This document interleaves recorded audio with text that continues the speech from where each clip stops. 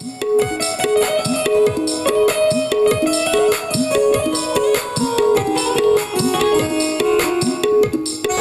नारद जी इस तरह से विचार करते हैं।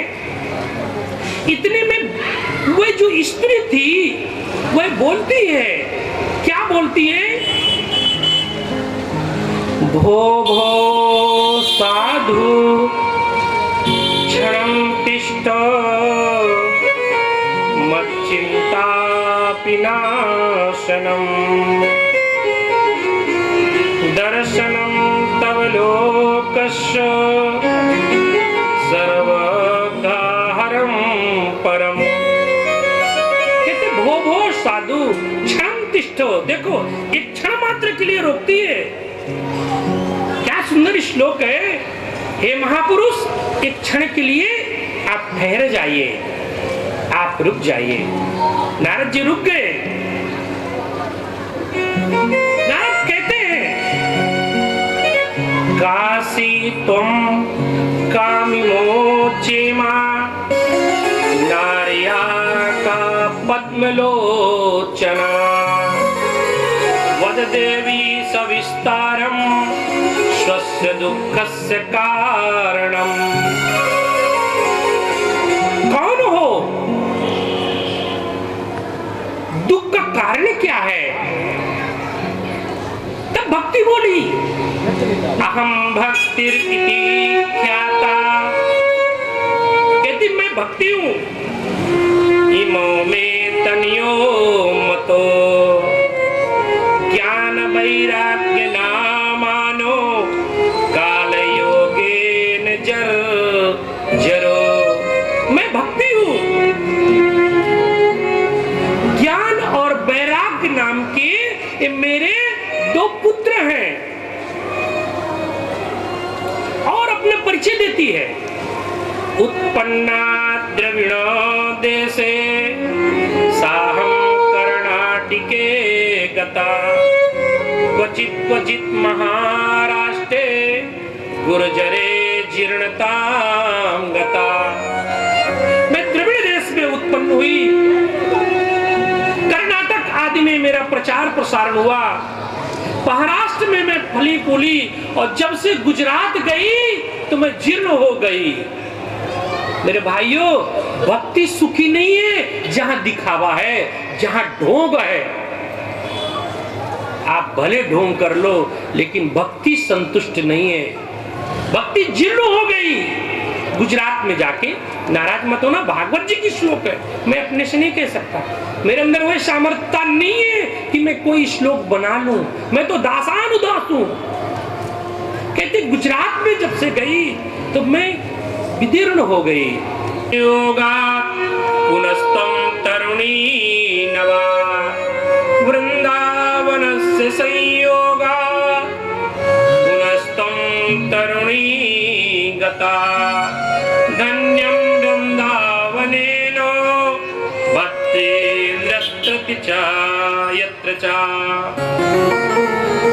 धन्य है वह वृंदावन, धन्य है वह भूमि जहां के प्रवेश होने से मैं प्रफुल्लित हो गई और मैं युवा हो गई।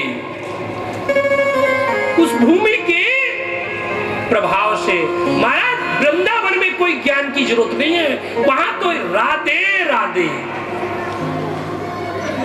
वृंदावन में तो राधे राधे के अलावा कोई शब्द ही नहीं है। श्री राधे, अरे बोल तो लो कम से कम भाइयों, श्री राधे। सुनाई नहीं देता? क्या बोले? एक बार और, श्री राधे। यह वृंदावन का अद्भुत महिमा। अब वो भक्ति अपना दुख कहती है। किससे कहती है? नारद जी से। देखो, यदि कहना है तो कोई महापुरुष से अपना दुख बताओ। संसारियों को बताओगे तो आपका उपहास होगा।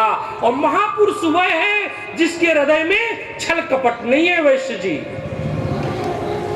महापुरुष की परिभाषा क्या है? बोलो। भागवत जी पढ़ते हैं ना, आशीर्वाद है। और पढ़ो प्रभा जी।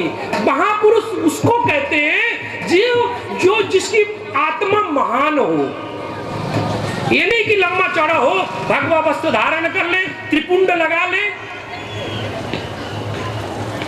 बड़े बड़े विशाल कर ले, ऐसे महापुरुष नहीं होते।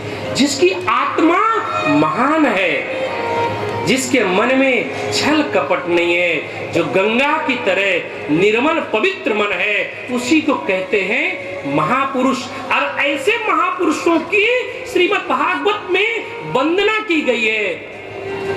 वंदे महापुरुष ते चरणारविंदम, वंदे महापुरुष ते चरणारविंदम। ऐसे महापुरुष के चरणों की मैं वंदना करता हूं। कहती है महापुरुष सुचि कली। राजा परीक्षित क्यों ये धर्मी कली को स्थापना किए, क्यों नहीं इसका वध कर दिए?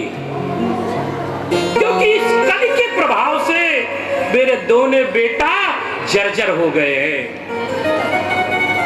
तब नारद जी समझाते हैं कि मैया शांत हो जाओ, मैया शांत हो जाओ। किसी को जल्दी तो नहीं है, बोलो जल्दी है तो बोल दो, सेट आने वाला है। हाँ या ना का जवाब तो दो फटाफट है। लाल वाली माई को जल्दी, और किसी को आधा घंटा, ठीक है। नारायण बोलो, श्री राधे बोलो। बहुत आनंद आता है, कोई मुझे डिस्टर्ब न करे। बीच में कोई आ जाता है तो नारायण कुछ नहीं बोलूंगा, दुपट्टा पहनाऊंगा, आशीर्वाद। अब नारद जी कहते हैं, क्या कहते हैं? यत् फलम नास्ति तपसा, यत् फलम नास्ति तपसा, न योगे न समाधिना। यत् फलम नास्ति तपसा, न योगे न समाधिना, तत्फलम लभते सम्या कलो केशव कीर्तनम। अरे वह फल जो योगियों को योग साधना में प्राप्त होती है, समाधि में प्राप्ति होती है, वह फल कलयुग में तो राधे राधे बोलने से उस फल की प्राप्ति होती है। कलयुग के केवल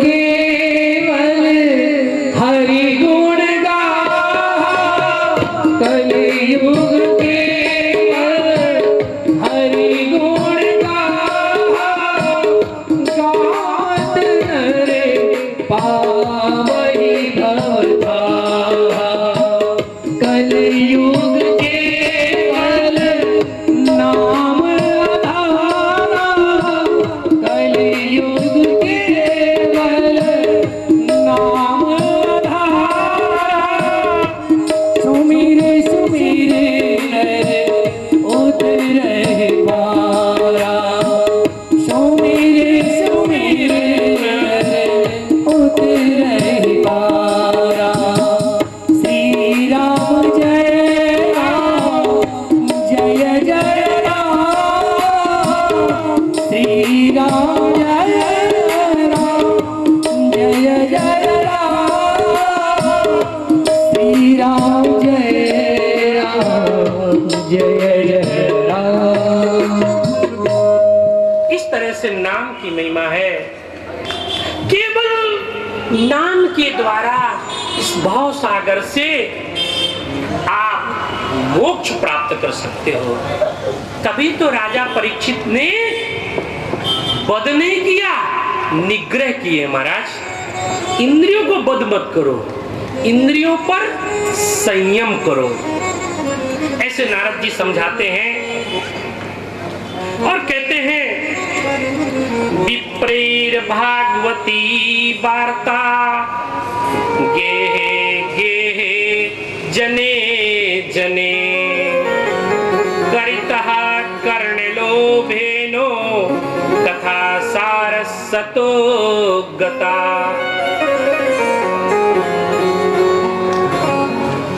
मैया, कलयुग में एक बात जरूर है,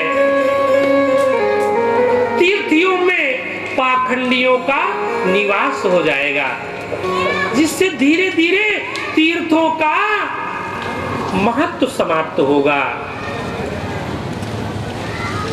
ब्राह्मण वेद का विक्रय करेंगे। ब्राह्मण क्या करेंगे? वेद का विक्रय करेंगे, जिससे वेद का महत्व समाप्त हो जाएगा। लेकिन फिर भी ये सब दोष रहते हुए राजा परीक्षित ने इसका निग्रह किए, इसको समाप्त नहीं किए। विप्राण भूषणम विद्या पृथिव्याम भूषणम नृपा। ध्यान देना, विप्राणाम भूषणम विद्या पृथिव्याम भूषणम नृपा। नृपशो भूषणम चंद्रो शिलस्स सर्वस्य भूषणम। ब्राह्मणों का आभूषण विद्या है भाइयों। हमारे बहुत सारे प्रिंसिपल साहब बैठे हैं, धन्यवाद है, धन्यवाद भी नहीं है, आशीर्वाद है। ब्राह्मण का तो आभूषण विद्या है, ब्राह्मण का आभूषण ब्राह्मण का तप है, ब्राह्मण का आभूषण तो ब्राह्मण का सील है। पृथिव्याम आभूषणम राजा। पृथ्वी का आभूषण तो राजा है भाइयों। पृथ्वी का आभूषण राजा है और आकाश का आभूषण तो चंद्रदेव है। ध्यान देना, आकाश का आभूषण चंद्रदेव एवं समस्त सचराचर जगत का आभूषण सील है। तभी तो कहते हैं कि विद्या ददात विनियम, विनियम ददात पात्रताम। महाराज विद्या दिया है, यदि विनम्रता नहीं आई तो आपकी सारी विद्या बेकार है। जैसे 4-5 कटोरी खीर ग्रहण कर लो, काजू बादाम डाल के खीर आप 4-5 कटोरी ग्रहण कर लो, लेकिन लास्ट में 2 फूल क्या डाल लो? लहसुन। तो सारा खीर का जो महत्व है वो समाप्त हो जाएगा। केवल 2 फूल लहसुन खाने मात्र से वो दुर्गंध आ जाएगा। इसलिए कितने भी विद्वान हो, यदि आपके अंदर विनम्रता नहीं आई, यदि आपके अंदर सील नहीं आया, यदि आपके अंदर भक्ति नहीं आई, तो फिर आप पृथ्वी में भार हो। जैसे ज्ञान भार होता है आचरण के बिना, ज्ञान भार होता है आचरण के बिना। जैसे हिरण्यकश्यप ने उपदेश दिया हिरण्याक्ष के मरने के बाद कि संसार है, ये दुखालय है, माता चिंता मत करो, सब आते जाते रहते हैं, कदम शोकम न कर्तव्यम। लेकिन वह उपदेश तो दिया, लेकिन आचरण नहीं किया। मेरे भाइयों, उपदेश देने से पहले अपने तन में, अपने ऊपर उसका आचरण करो, तो आपके अंदर भार नहीं बनेगा, आपके अंदर अहंकार नहीं आएगा। पहले अनुसरण करो। जब आप अनुसरण करेंगे, आचरण आपके अंदर आएगा, तो आप सीलवान बन जाएंगे, आपके अंदर सील आ जाएगा। जिस तरह से ब्राह्मणों का आभूषण विद्या है, पृथ्वी का आभूषण राजा है, आकाश का आभूषण चंद्र है, एवं समस्त सचराचर का आभूषण विनम्रता है, अर्थात सील है। वही सील लेके यहाँ इस भागवत में गंगा में आप सब लोग बैठो, अधिक से अधिक आनंद लो, अधिक से अधिक लाभ लो, और लाभ लेकर के अपने जीवन में उतारो, नहीं तो अहंकार आ जाएगा भाइयों, माफ करना, अपने जीवन में उतारो। एक स्वर्णकार था, वो सत्संगी स्वर्णकार था। आप लोगों को थोड़ा सा अध्यात्म में डुबाता हूं। दो मूर्ति की प्रतिमा बनाई और प्रदर्शनी रख दिया, और एक का कीमत 500 और एक का कीमत 1 लाख। सेम वजन, सेम धातु, सब कुछ, फिर भी ऐसा क्यों? सब लोग आए, किसी को पता ही नहीं चले। तो एक का कीमत 500, एक का कीमत 1 लाख। घूमते घूमते एक सत्संगी स्वर्णकार आया। देखो, जो सत्संग करता है, जो सत्संग सुनता है, या जो सत्संग का आचरण करता है ना, उसका आभाव ही बदल जाता है, उसकी जीवन शैली ही बदल जाती है, उसका रहन सहन ही बदल जाता है। ये सत्संग का प्रभाव है।